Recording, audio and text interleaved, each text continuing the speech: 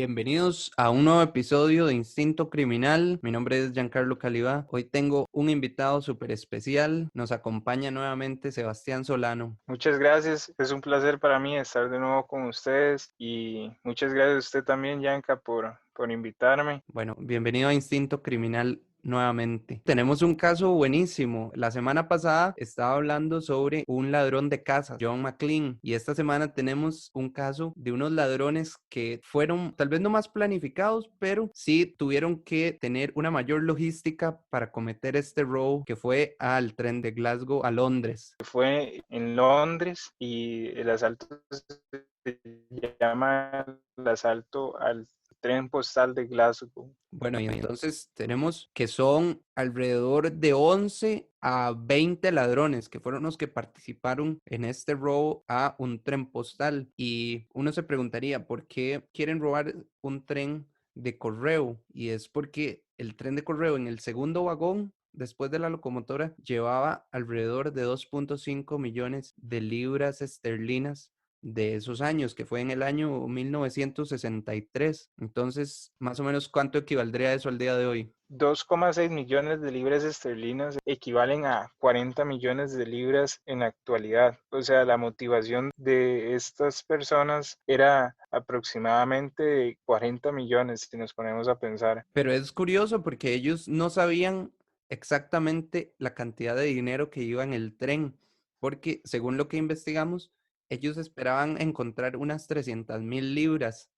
Entonces se encontraron con una gran sorpresa para su provecho, digamos, Un porque al golpe final de suerte. fue un golpe de suerte, exactamente. Al final a ellos les benefició el encontrar más dinero del que se esperaban. Sí, ellos llegan simplemente a asaltar el tren de Glasgow sin esperarse que habían 2,6 millones de libras esterlinas en el segundo vagón del tren.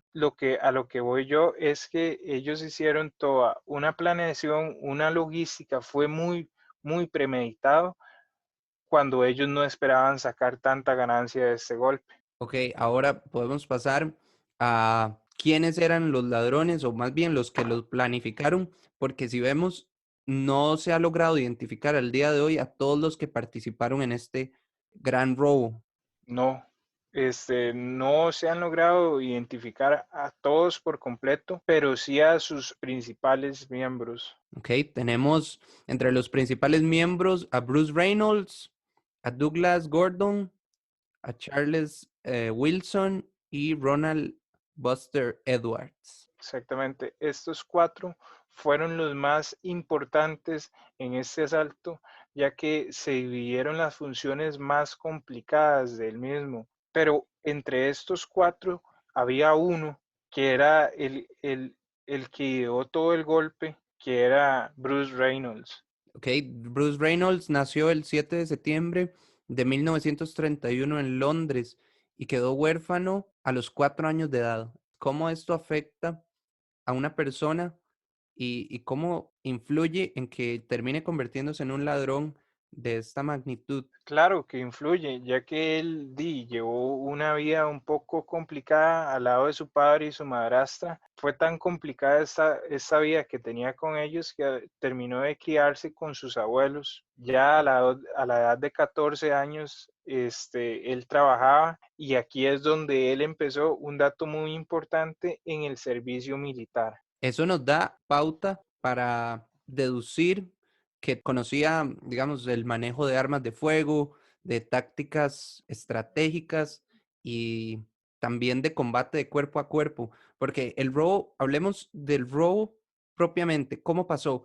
Ellos saben que viene un tren desde Glasgow hasta Londres y lo interceptan en un cruce que se llamaba Sears Crossing. Ellos ahí lo que hacen es poner señales de alto falsas para que el tren se detenga cuando están llegando ahí y ellos interceptarlo, desenganchar el segundo vagón del resto de los que vienen atrás, porque el segundo vagón es donde viene el dinero, y ellos moverlo un poco más el tren para adelante, que es donde los estaba esperando el camión donde iban a cargar todas las pacas con el dinero en efectivo. Además de que roban estas pacas, ellos ya habían premeditado todo este golpe, como habíamos dicho, y cada uno de ellos se distribuyeron una función específica en el asalto, lo que es las funciones, cuál era el que tenía que manejar el tren. Ronnie Biggs le encargaron contratar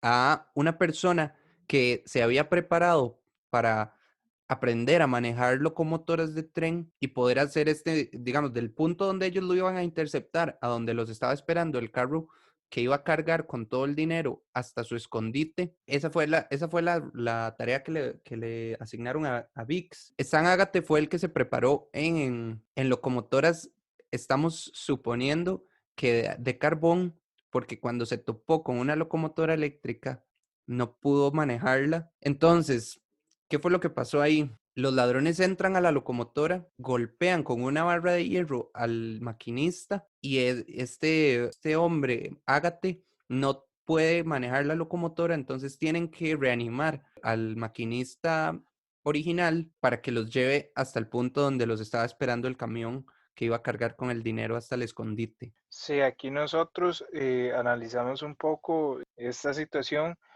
y la locomotora en el 63 era un poco moderna ya que era eléctrica, era una Class 40.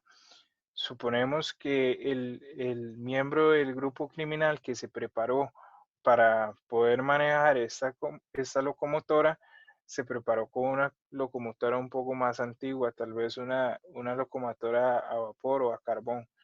Entonces, como vos dijiste, tuvieron que reanimar de nuevo al chofer de esta locomotora para que los pudiera dirigir hasta el carro en donde iban a descargar el dinero. Y también hay otro dato curioso, ahí ellos amarran o esposan a los funcionarios de los correos que iban en el tren y les dicen que tienen que darles 30 minutos para llamar a la policía. Y ellos, por medio de un abogado, consiguen una finca abandonada a unos 30 minutos del lugar donde era que se iban a esconder.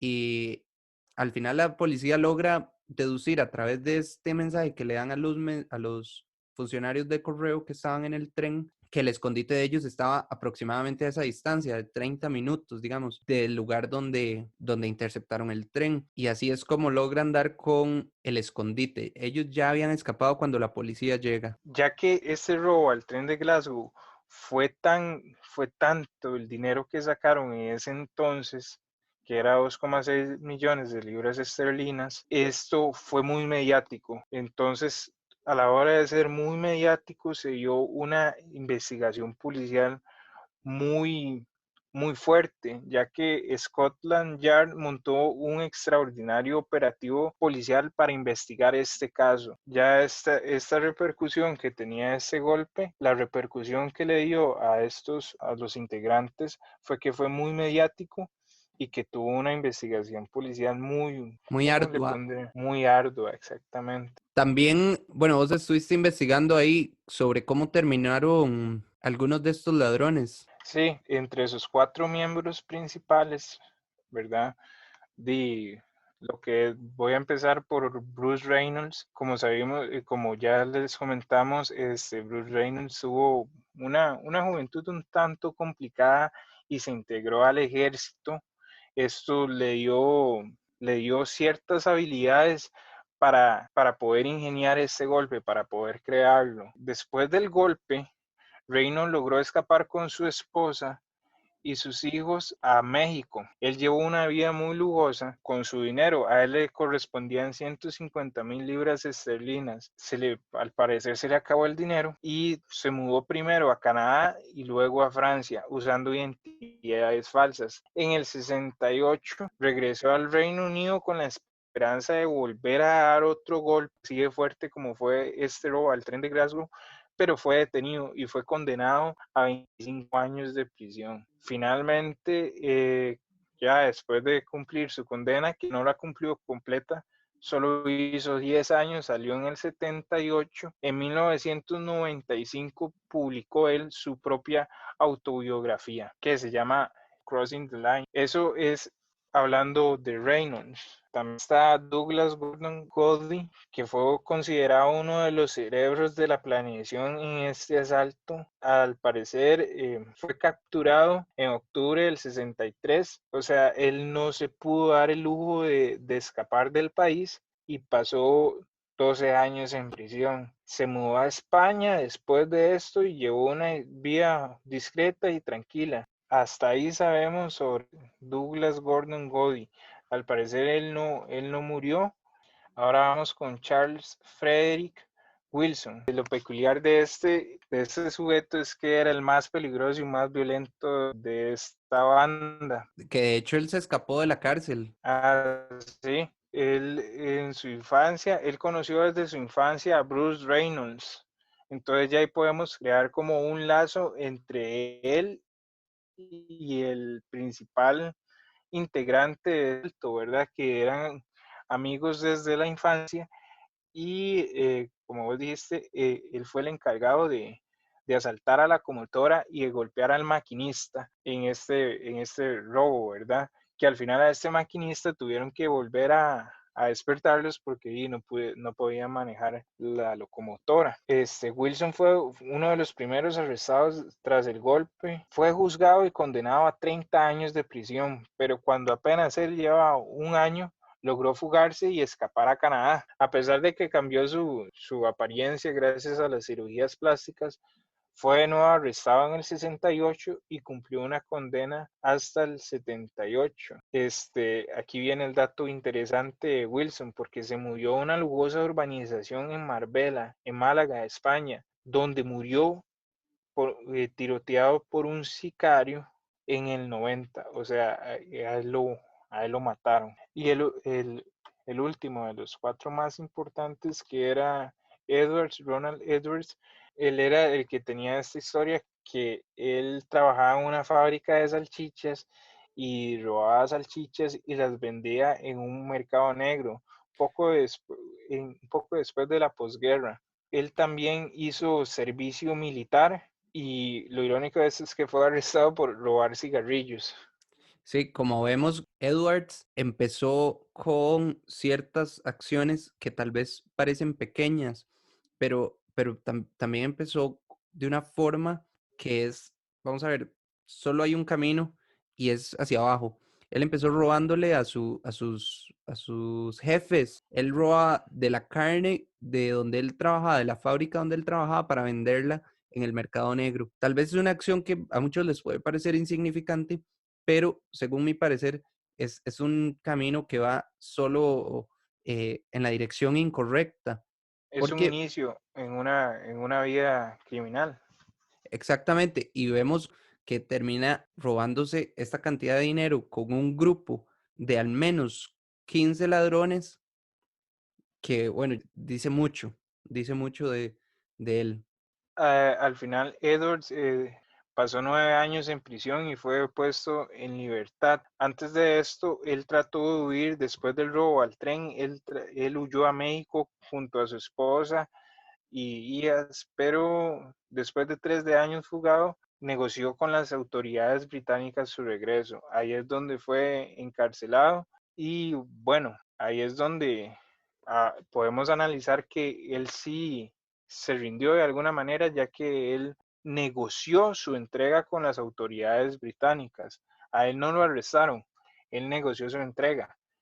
Entonces se puede interpretar que al final trató de hacer una buena acción, no, se entregó, ya estando en otro país. Bueno, yo no sé si eso se puede considerar una buena acción, pero sí es como una señal de mínima de arrepentimiento de lo que hizo, el hecho de entregarse. Lo que pienso yo es que ya él estando en México, ya él estaba libre, pero me imagino que alguna especie de remordimiento o tal vez incluso podríamos decir que la misma paranoia, porque después de hacerse un golpe de estos considerados como el golpe del siglo, te invade una paranoia, sentís que todo el mundo te está buscando, entonces seguramente, tal vez estoy especulando un poco, pero seguramente gracias a esta presión, él logra negociar con las autoridades su entrega. Pero aquí lo importante de la historia de Edwards, no tal vez lo importante, sino lo más misterioso es que Edwards fue hallado ahorcado en el garaje de su domicilio ya en el 94, o sea, después de que él fuera a prisión y todo y pagara por sus errores, él fue hallado ahorcado.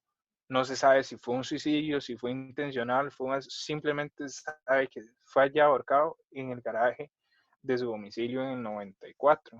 Y tal vez regresando un poco en lo que estábamos hablando antes de ese dato interesante de cómo murió Edwards, él había dicho que obviamente se hace ladrón porque les gusta el dinero, pero también por la emoción, por el entusiasmo que se vive en ese momento, esa adrenalina. Claro, seguramente hay personas que a la hora de cometer alguno de estos asaltos en donde su principal atractivo es la cantidad de dinero cuando ellos no iban también, ellos no iban por una cifra muy grande, bueno, sí era grande, pero no iban a los 2,6 millones que al final se toparon en el tren.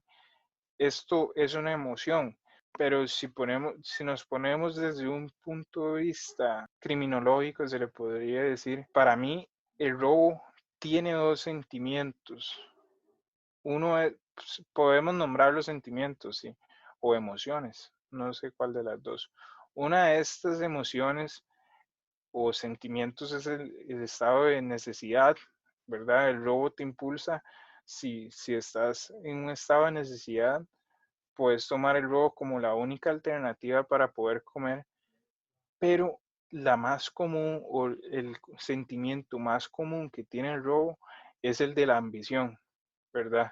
Entonces la ambición te puede llevar a lugares a donde vos no conocías y no sabías que iba a llegar nunca. Creo yo que estos sujetos, su sentimiento principal era la ambición. ¿Vos qué Cla- opinas? claro, sí, totalmente de acuerdo, totalmente de acuerdo. Ellos, este robo lo planean por pura ambición y tal vez me voy también inclinando por este comentario de Edwards, de la emoción, de lo emocionante que resulta para los ladrones cometer este tipo de crímenes y sí, es una combinación al final de las dos cosas, de la emoción y de la ambición por el dinero. Exactamente, ellos saben que en cuestión de un día pueden estar solucionando los problemas económicos de toda su vida. Entonces, esto es un golpe de ambición a donde vos querés, como dijimos en un principio, el dinero fácil.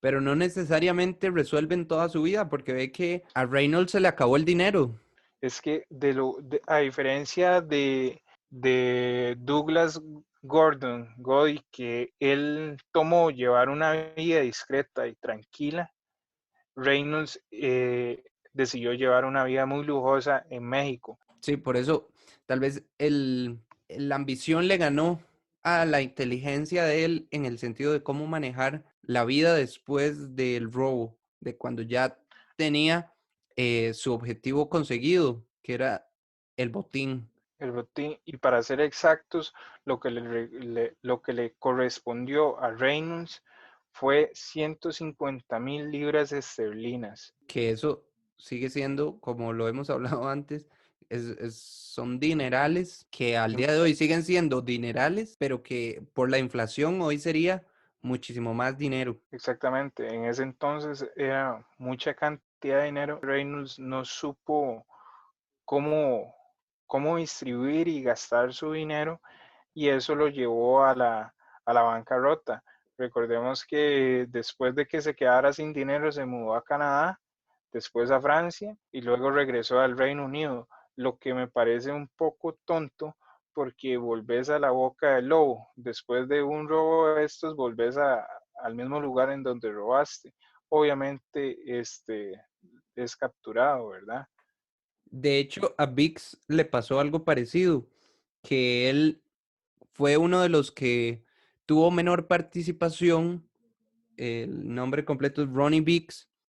Fue uno de los que tuvo menor grado de participación, pero aún así cumplió con condena porque en la granja que habían adquirido para ir a esconderse después del robo, por medio del abogado, a ellos les encuentran huellas dactilares en un juego de Monopoly que habían utilizado durante la semana que estuvieron, fue menos de una semana que estuvieron escondidos ahí, y además en una botella de salsa de tomate, y, y por eso es que logran dar con Ronnie Weeks, que no tuvo casi nada que ver, pero estuvo en el escondite de los ladrones.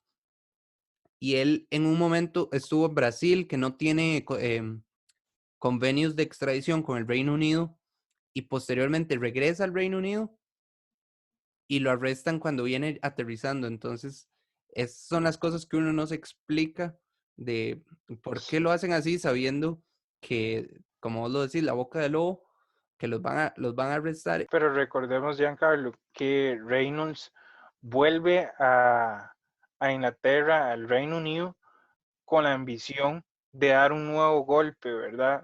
Él se queda sin plata, pasa por dos países sin dinero y él vuelve al Reino Unido con esta ambición de volver a dar un golpe criminal, pero no, fue arrestado y detenido y cumplió 10 años de condena, ¿verdad? Sí, así es. No sé qué otro dato importante tenemos que abarcar más de este caso, porque me parece que ya lo hemos cubierto, lo más importante. Sí, hemos cubierto lo más importante. Esto es una idea que tuvimos ustedes, Yanka y yo, de compartirles mediante podcast robos históricos y este es el primero que nosotros podemos hablarles y la verdad es que es un caso muy interesante ya que ellos, al final, como viste, un par murieron de formas muy extrañas que todavía no se pueden explicar. Uno fue gracias a un sicario en España, el otro solo se encontró ahorcado. Es un poco misterioso la muerte de ellos. No sabríamos decir si ellos, esta muerte de ellos tiene alguna relación con este asalto al tren de Glasgow, pero irónicamente los dos integrantes más violentos son los que mueren de una manera extraña, que son Charles Wilson y Ronald Edwards.